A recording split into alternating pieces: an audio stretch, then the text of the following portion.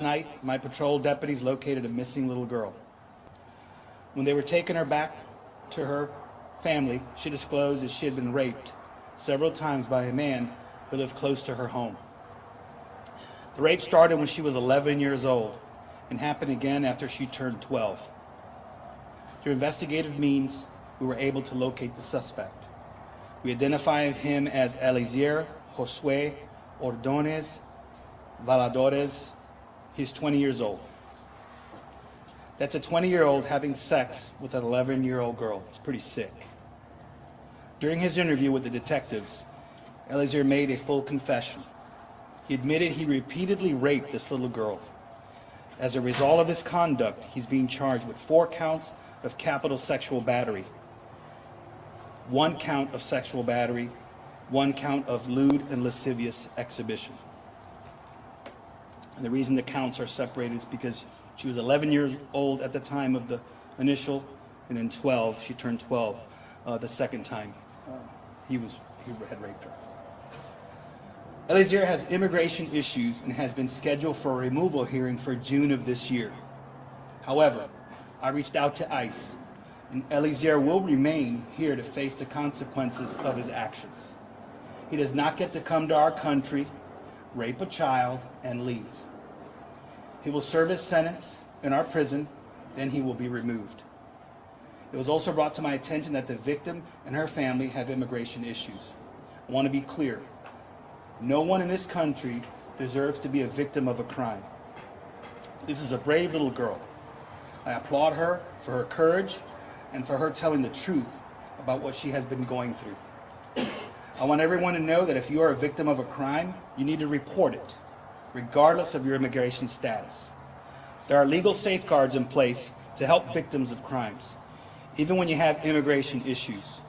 If anyone has been a victim of this man, or anyone else, please contact us, call the Osceola County Sheriff's Office. We want everyone that commits crimes to be held accountable, especially violent crimes here in Osceola County. ¿Puedo decir ahora en español? Okay. Anoche los oficiales estaban llevando una niña para la casa, que se había ido de la casa, problemas normales entre familias. Solo tiene 11 años. Cuando los oficiales la llevaban para atrás para su casa, a él les confesó a ellos que fue violada por un hombre que vive cerca en el vecindario. Ellos empezaron su investigación. Localizaron el individuo y lo identificaron como Eliezer Josué Ordonez Valladores. Tiene 20 años. Violando a una nena de 11 años, una nena, y parece de 10. Este tipo es un enfermo. Hablaban con él, él confesó y admitió que había cometido estos actos contra esta niña. Lo que queremos decirle hoy es, él tiene unas condiciones inmigratorias y lo sentenciaron para salir del país como para junio de este año. Pero como ahora cometió este delito, ahora tiene que sufrir las consecuencias y pasar por nuestro sistema judicial, y cuando él cumpla con la cadena, entonces lo van a deportar. Puede ser 25, 30, 40 años lo que deciden darle a este hombre. Lo que queremos es que la gente sepan que si tú tienes problemas inmigratorios y vienes a nuestro país, legal, ilegal, como sea, y eres una víctima de un crimen, especialmente un crimen como esta, llámenos, contáctanos, porque hay maneras de nosotros poder ayudarlos para que no tengan que ser deportados ustedes porque su situación ilegal. No deja que eso te pare reportando un crimen de este tipo, porque hay gente que son unos animales, que ellos les gustan como usar estas condiciones de gente que no son legales en este país para hacerle daño. Y eso aquí en Osceola County no lo voy a permitir. Son seres humanos. Si otra persona tuvo contacto con este individuo, por favor llámenos. Queremos asegurar que no haya otras víctimas allá afuera que puedan haber caído en las manos de este animal. I will take some questions. Sheriff, can you talk to us about the history of this man? You said when did he come to the U.S.? Do you know that yet?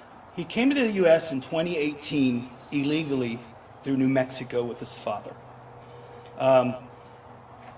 They didn't have sufficient bedding or housing for them, so they had to let him go and give them hearing dates and times to report themselves. So he was set for a deportation hearing now in June. He was a juvenile at the time he entered the country with his father. And do you know, have you been in contact with his father? No. He's an adult, so we're just strictly dealing with him right now. What's his relationship with the victim? They lived in the same immediate area.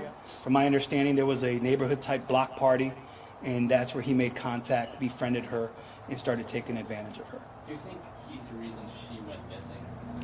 No, I think she went missing probably just family-related type issues. Typical, young kid that sometimes they just wander off. It's not like she went far. Deputies were looking for her, and once they took her in, they were just talking to her, and she went ahead and opened up about what had happened to her. How long was she missing for? Not even, I don't have those exact details, like hours maybe. It wasn't like crime happened at all while she was missing, or was this? No, nothing happened while she was missing. This happened when she was 11.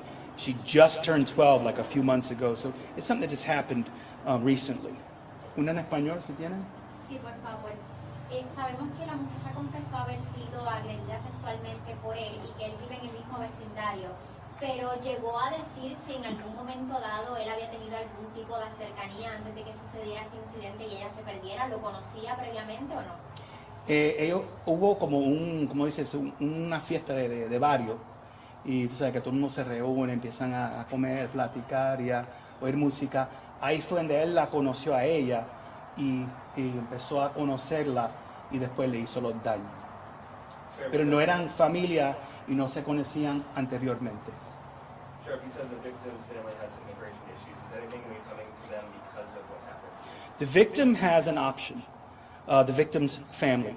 There is something called a U visa that protects people that when they become of crimes that meet certain criteria. It's going to be up to them, and we encourage them to apply for it. They can try with the sheriff's office, or they can actually get their immigration attorney and let them know what has happened to them, because we definitely need their cooperation. We don't want this guy just to walk.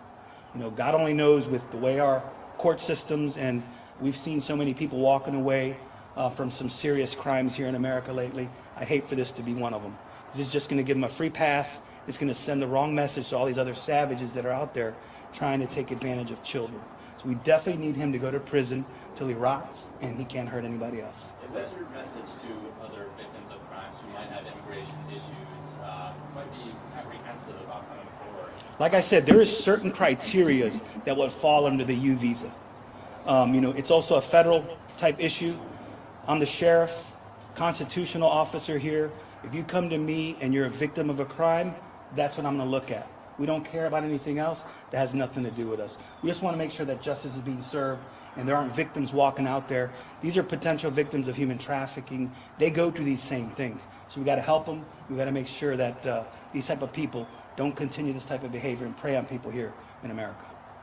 Is this a prime example of the reason why you went to ICE? Is that if he gets deported, nothing happens to him? Exactly. I made contact with ICE personally. I spoke to them, and they definitely had him on the radar for a removal. And now they're going to definitely have him on the radar for a extended stay, hopefully for 50 years in a prison. Have you spoken to her family? Have they commented on what happened? The mother of the victim and the father, I really won't disclose much of that information, other than she's doing fine, considering what she's been through. She's very brave, and all we can do is give her support. She's just a child. She looks like a 10-year-old. This is wrong in all aspects, no matter how you look at it. If you're a father or have any type of family members, you wouldn't want this to happen to them. Can I take another one in Spanish if you have it, please? Okay. You good? And also one last thing. I just want to make sure that these detectives here, right here, it's part of them.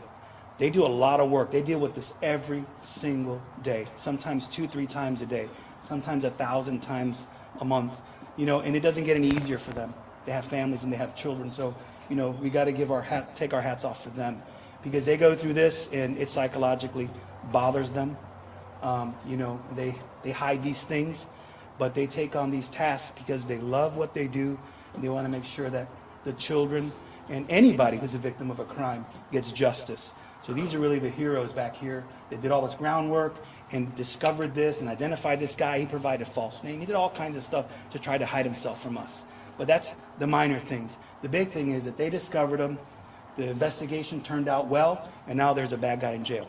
Okay? Sorry if you covered this, but any problems while arresting him? Did he give himself up easily? There was no issues. He was cooperative. Thank you all. Take care. Thank you so much.